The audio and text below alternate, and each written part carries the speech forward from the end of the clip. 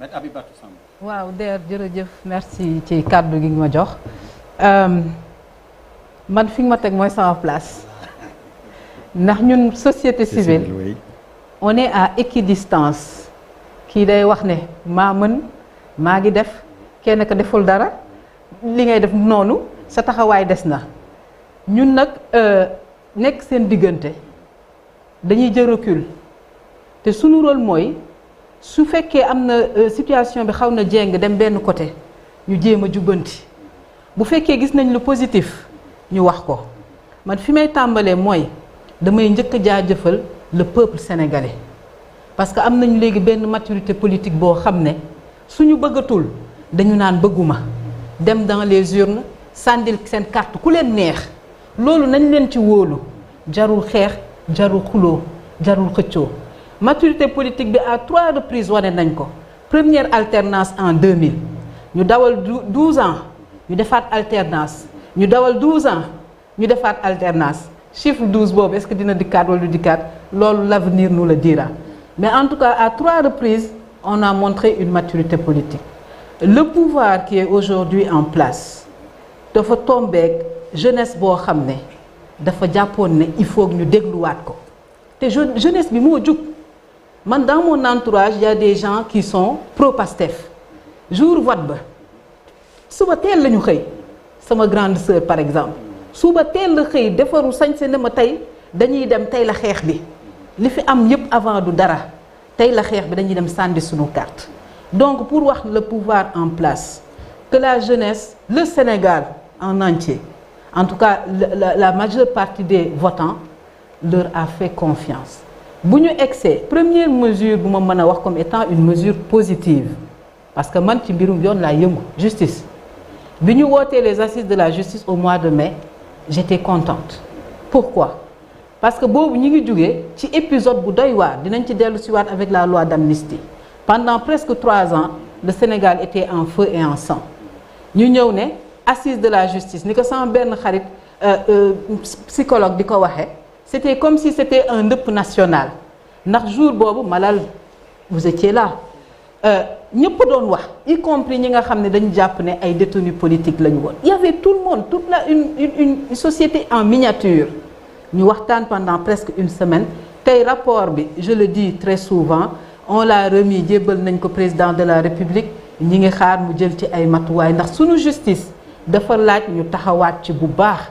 te du ay mbirum jàpp nañu nit jàpp ñu nit li ñu war a defar ci justice bi dafa bëre célérité maanaam mu gaaw pour le citoyen lambda dañ ko soxla te lu koy waral ñu am le personnel judiciaire qu'il faut suffisamment d'avocats suffisamment de magistrats suffisamment de greffiers pour que ça marche le personnel judiciaire au Sénégal ne dépasse pas 1000 les avocats il y a à peine 300 et quelques avocats il y a certains je profite de l'audience que vous me donnez des avocats du barreau de Paris comme moi qui demandent à entrer mon dossier est au barreau du Sénégal depuis bientôt 10 ans pour des raisons que je ne vais pas exposer ici mais ce sont des mesures concrètes comme l'a dit tout à l'heure honorable qui pourraient être mises en œuvre très rapidement et qui n'ont pas besoin d'être budgétisées question de dossier là donc ça c'est positif la justice on attend quand même les réformes deuxième chose qui est une observation ce sont les femmes le pouvoir en place tey na def attention par rapport à ça maanaam ñun jigéen ñi ñu ci bari dañoo jàpp ne dañoo xaw a bàyyi côté bi ñu njëkkee def le gouvernement dañuy doog a agsi ñu gis le nombre de ministres il y a à peine 13% de femmes 4 femmes si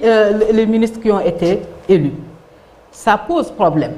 ñu jug wax il y a un cadre qui s'est rapidement constitué et qui est composé de plus de 2000 femmes de tout bord nag